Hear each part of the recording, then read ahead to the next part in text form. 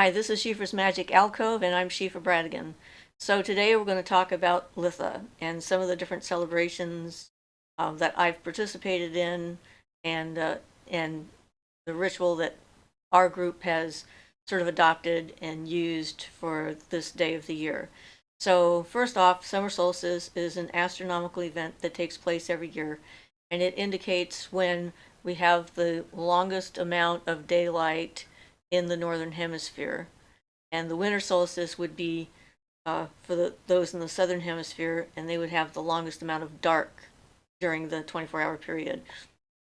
So for those in the southern hemisphere, if you're getting ready for winter solstice, we do have some videos up about Yule, which would be appropriate for that. So back to the northern hemisphere and the summer solstice. It's kind of interesting to me that the 4-quarter Sabbats that we have are all around where the sun is in the sky and how much light we have in during the day. The 2 equinoxes and the 2 solstices. And so the day that they happen each year changes because our rotation around the sun, well, our rotation is around us, so our how we go around the sun, our orbit around the sun varies slightly every year, and it has to do with the tilt of the Earth as to how much light we get or how little light we get. So depending on which side of the sun we're on, which way that tilt is aiming, we get more or less light in the northern hemisphere and vice versa in the southern hemisphere. So people in primitive times became aware of these moments because they paid a lot of attention to the sky, not just the night sky, but the day sky. That's the reason why we have some of those monuments that are out there that are specifically to track when and where the sun comes up on the summer solstice or the winter solstice and so forth, or throughout Europe and in South America and Mexico and stuff like that, because knowing how long your growing season happens to be, and that you're halfway through the light cycle for that, sort of informs the tribal environment, for if you're agriculturally inclined, to what jobs and what things have to be done and so forth. And so it was an important moment to mark.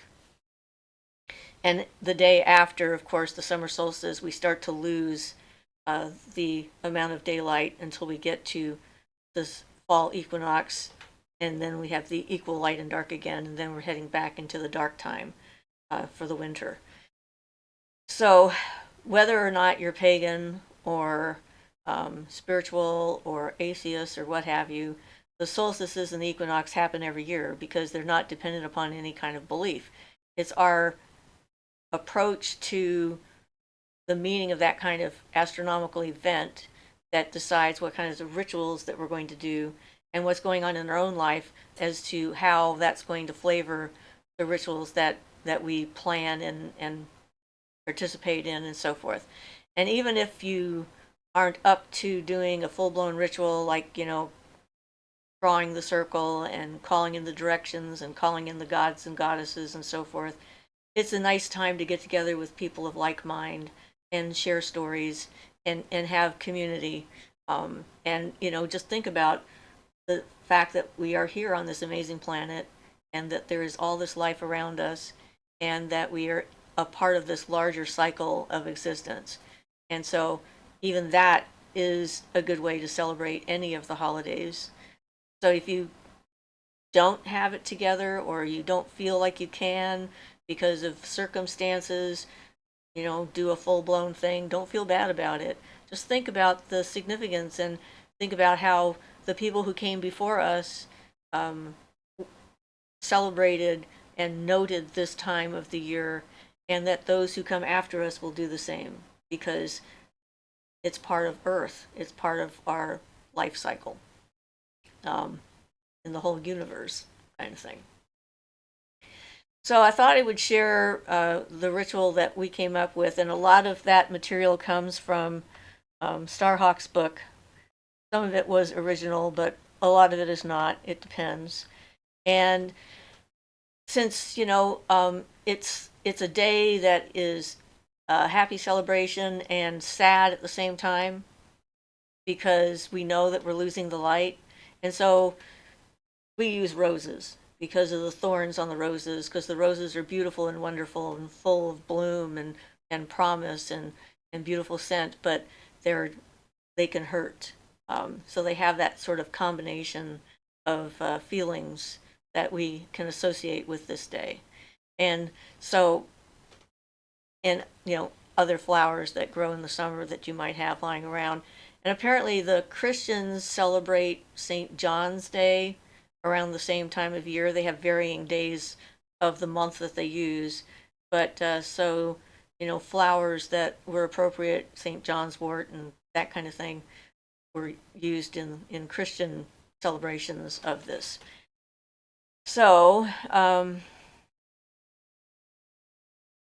yeah, so we make a wreath of roses and wildflowers on our altar and use corn muffins to represent the god and the god's body because the nutrients so of the god having died at May Day because of his communion and consummation of his love with the goddess and allowing his seed to cover the world and start new life cycle.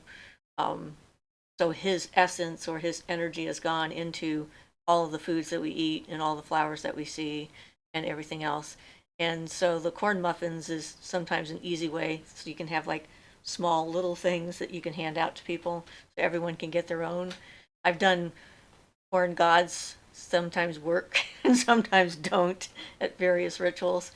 That one has been a tricky one for me. Anyway, so that's a possibility, or anything else that you think is appropriate for the season.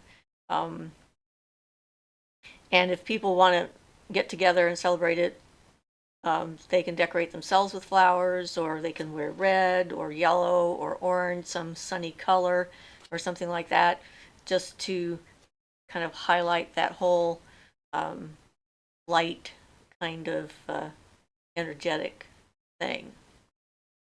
So for us, of course, when we do a ritual, especially a public one, we have some person who is in charge of the sage and lights the sage, and then cleanses people before they come into the circle, so that their energy is, more compatible with what we're doing, and any everyday kind of thing that might be bothering them is left behind. And then we have someone else who charges up salt and water and puts it together and sprinkles that on people or blesses them if they're actually a member of a group of ours, and welcome them into that environment. And sometimes we will draw the circle in the sand when we're outdoors, like with a staff. And when we draw a circle, you can check that video out of how to draw your circle. We personally try to do that on all three planes. So we draw it on the physical plane, so we can have like a staff in the sand and draw it on the ground, and draw it on the astral plane, and often use you can use your athame or a wand or something like that to draw it on that plane, and then draw it on the mental plane. And for that, you can use like a bell or another tool, depending on what you have around, or just your imagination. And that is to create that sacred space. When you're outside, I think it's important to create a sacred space because although some people have the idea that everything outside is sacred, so there's no need to have a circle. It depends upon your particular, the way you think of things and how you feel about them, whether you're going to do that or not. And then there's usually like a statement of some kind, telling everybody that you're about to erect a temple. And that is one of the things that we've used a lot throughout the years from Starhawk's book. Be it known the temple is about to be erected, the circle is about to be cast. Let those who desire attendance gather, let none be here but of their own free will.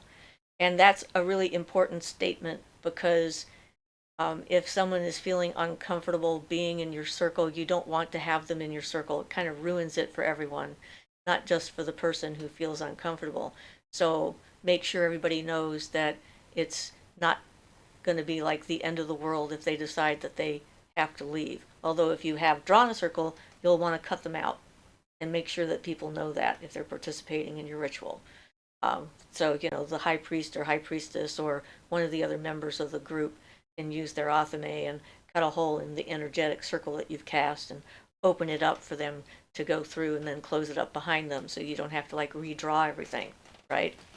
And it just shows the universe that you're paying attention and that you are being respectful of what you're doing and considering the actions that you're taking to be important, and not just lackadaisical and who cares. And the universe notices that kind of stuff. And so then we add to that, may you all be here in peace and in love. We bid you welcome. Let now the quarters be saluted and the gods invited. So the beginning of the ritual is calling in the directions. And you know from past experiences with me that, my associations may not be the same as yours, but the spirits of the air are often associated with communication and so forth. So for this particular ritual, we go bring to us illumination and new beginnings, focus and concentration, be with us now, witness this our right, watch over us and protect us as we celebrate this day, hail and welcome. And then everyone else who's there can add their hail and welcome. You do sort of a call and response there. And then for spirits of fire, come to our circle, bring to us your passion and creativity, unbridled energy and warmth, be with us now. Witness this our right, watch over us and protect us as we celebrate this day, hail and welcome. So you can see that there's a pattern here of mentioning the element that you want to call in, of talking about the properties of the element that you want it to bring in with you, asking it to stay present during out the entire rite and protect you from anything that might come along that could disrupt the proceedings. So powers or spirits of water, come to our circle, bring us your dreams and intuition, healing and cleansing energy, be with us now, witness this our rite, watch over us and protect us as we celebrate this day, hail and welcome. And then spirits of earth, come into our circle, bring us your grounding and strength, regrowth and connection to the mother, be with us now, witness this our rite, watch over us and protect us as we celebrate this day, hail and welcome. Generally speaking, at this point, most of the quarter calls I've written myself. Some of them I've liked from other things and I've just adapted them. So then someone says, all hail the four quarters and all hail the gods. We bid the Lord and Lady welcome and invite that they join with us as well to witness these rites we hold in their honor. We now invite Our Lady to join us in our celebration. So for this particular ritual, I decided I really liked the second half of the Star Goddess invocation, to bring in the energy of the goddess.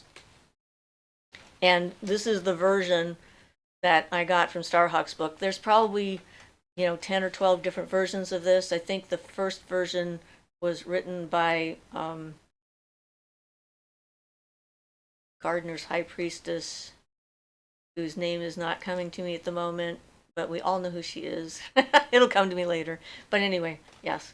So this has been around for a while. I think there's actually even a version in Ariadne, the book of Italian witchcraft as well. So, there's some controversy as to which versions came first.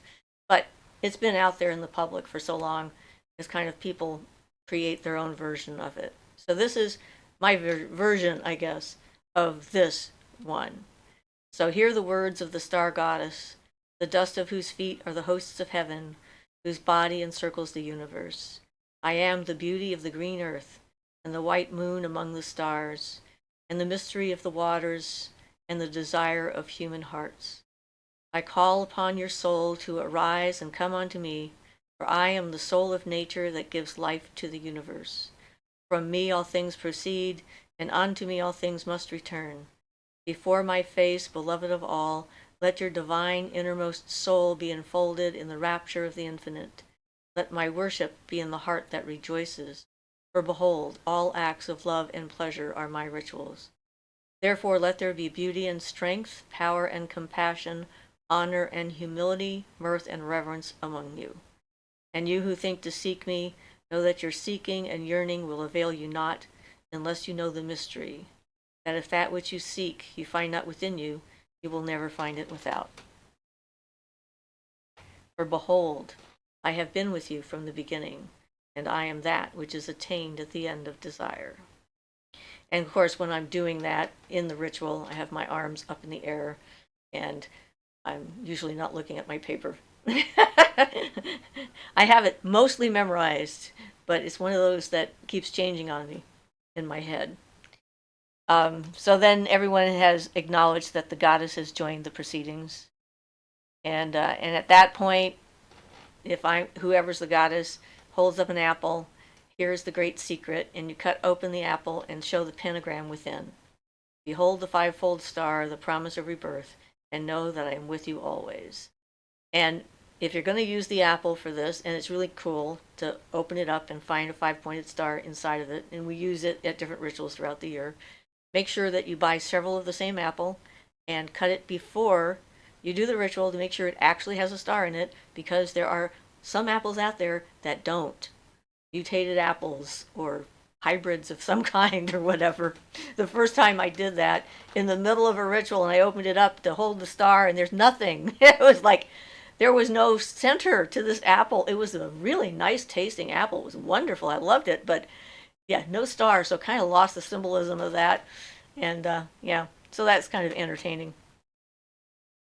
So, and depending on who you're working with, what pantheon you're working with, and so forth, we started working with the Dagda, the Allfather of Irish Celtic lore, and we did a shortened version of this because it was more of a public kind of thing, and so this is a part of an invocation that I found.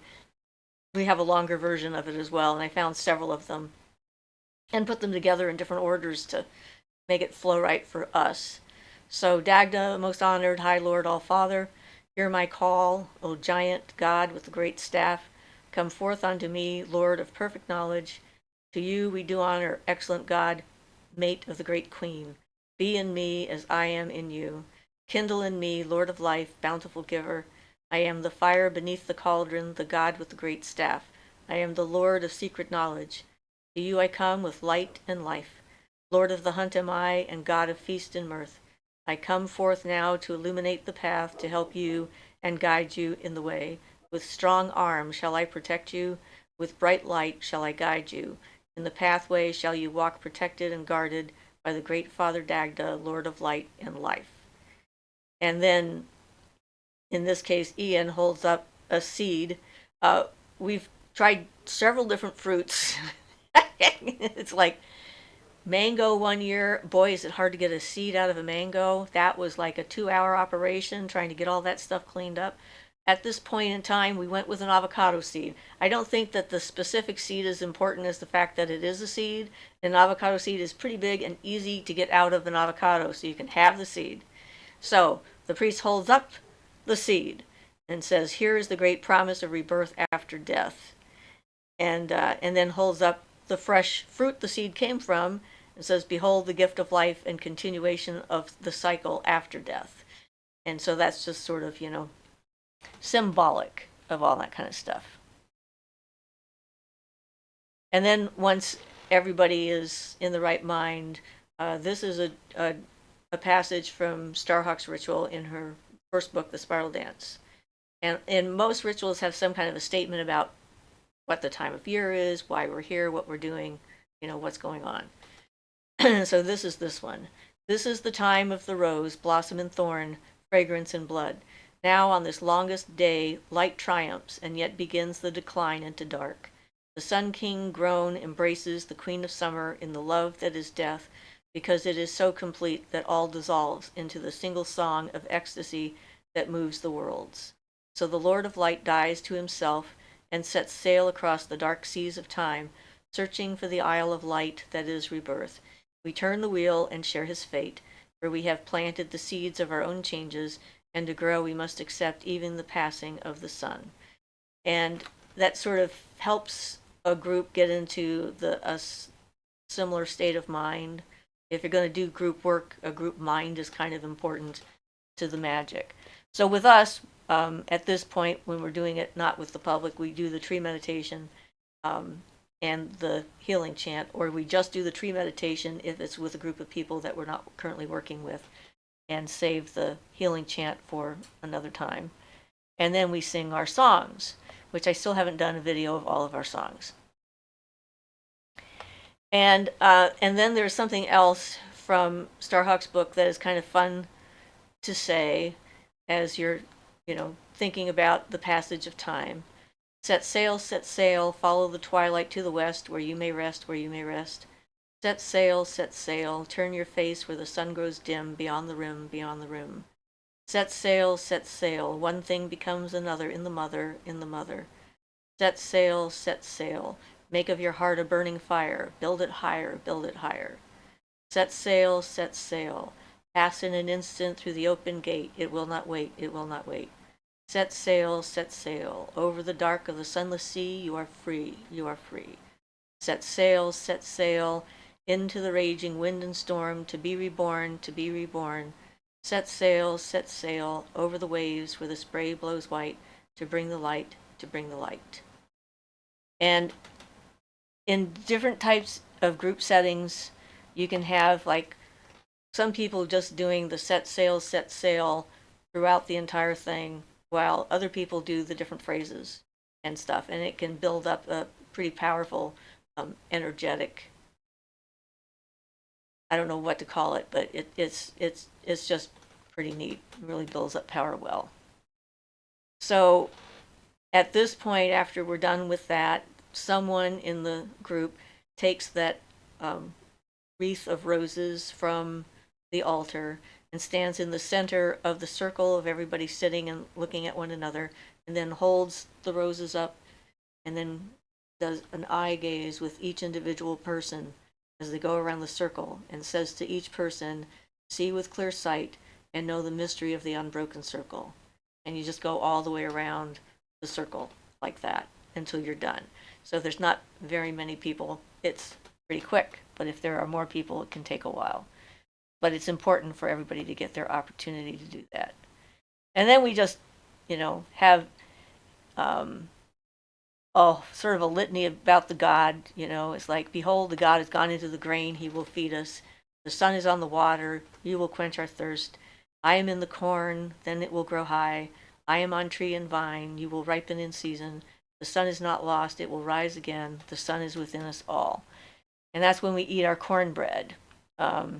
And you put some on the altar, some to the god and the goddess, some to the land, depending on your tradition, and then eat the body of the god. And then see how we shine, all bright and fair. May the goddess of earth ring with gaiety, whole and proud. May the god of sky be nurturing with life fierce and brave. And so at this point, we do our friendship drink, which is home by the same person. Why is not her name coming to me? Anyway, you'll find that somewhere else. But, you're going to have a sacred drink, so say some words about it. And sharing the cup of friendship. And then if you want, you can, talk about the things that you're grateful for or the things that you're leaving behind. It just depends. And then that's sort of the end of the ritual, and you release the god and the goddess. So to the goddess, goddess of strength and wisdom, we thank you for attending this our rite. May you always be with us. Hail and farewell. It can be a very simple goodbye. And you can also do a very simple hello instead of going through the whole invocation kind of thing, where you can just invite the goddess to be there and to witness your rite.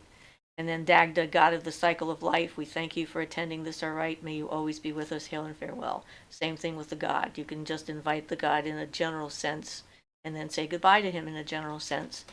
And then you're going to say goodbye to your elements.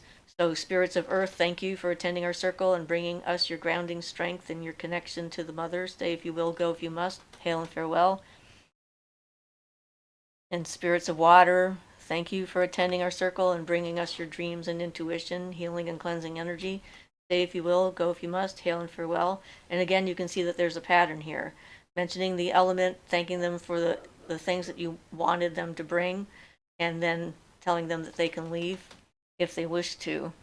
Um, and powers, spirits of fire, thank you for attending our circle and bringing to us your passion and creativity, unbridled energy and warmth. Stay if you will, go if you must. Hail and farewell. And powers, spirits of air, thank you for attending our circle and bringing to us illumination and new beginnings, focus and concentration. Stay if you will, go if you must. Hail and farewell. So, and then if you've drawn the circle in the beginning, then you need to undraw the circle at the end, and you go in the opposite. You start at the mental plane and undraw the circle on the mental plane. Then you I guess you go this way. Undraw the circle on the astral plane, and then undraw the circle. So if you've gotten it into the sand, you can use a broom and sweep it out, or smudge it with your feet, or just do another line backwards and know that you're undoing the energetic barrier. So one of the other things we like at the end, by the air that is her breath, by the fire that is her spirit, by the waters of her living womb, the circle is open, yet ever unbroken. Merry meet, merry part, and merry meet again, blessed be. And we hold hands when we do that, and then we pass a kiss around the circle. And sometimes I like it so much I pass it the other way, and we just keep on passing our kisses around, and it makes me laugh. And I'm usually extremely exuberant at the end of one of these things. And then you feast, and may we never hunger, may we never thirst, by the powers of life, friendship, and love, blessed be. And with this kind of a simple ritual, the feasting part, you can do that. It could be a very good bonding experience for a group of people, where you can give someone food, and when you give it to them and put it in their mouth, you say, "May you never hunger." If you give them something to drink, you say, "May you never thirst," and then people do it to you. So you sort of feed each other for the beginning part before you just dig in and eat. And food is always a component of any of these rituals, especially the big holidays, but at any ritual really, because the brain uses a certain amount of concentration. The effort that you put into being there and being present and doing the stuff and keeping the visualizations going and so forth takes a certain amount of energy. And magic is hungry work, and it helps you with grounding.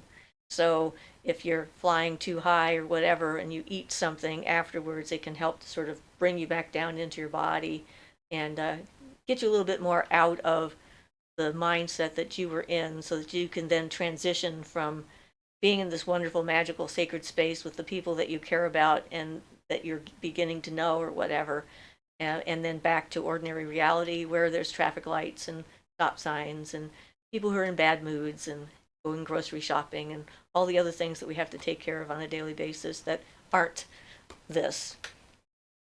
And so there's reasons for everything in a ritual, and that's what hopefully this is about, is showing you what the reasons are for these things, why we do things the way we do. And this is just one way of doing this. You don't have to do it this way. You can do it lots of different ways. And just think about it. Depending on where you live, you might have your own traditions already, but consider when you're doing them that there are people around the entire planet that are doing a similar thing, honoring the same event that's taking place that you are honoring. And let yourself connect energetically with all those people and realize that there's a lot more of us than we know, because many of us don't tell anyone who we are because we are worried that we can't trust people with our hearts, because these are sacred matters and they matter to us. And when other people sort of dismiss or ridicule what we do in these times of change, sacred change of the seasons, can diminish in our own minds the importance of what we're up to. So that's, again, I guess, a follow up on the keep silent kind of thing that Ian just did the video of.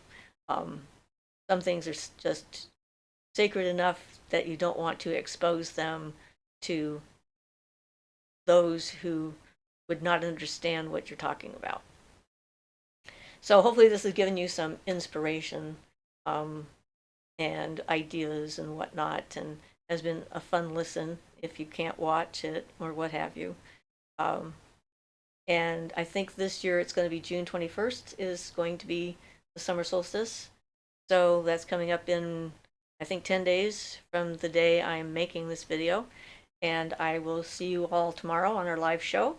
And I hope you all have a great, wonderful time in planning your event, and let us know how it goes if you wish. So, this has been Siofra Bradigan, and this is Siofra's Magic Alcove. Blessed be.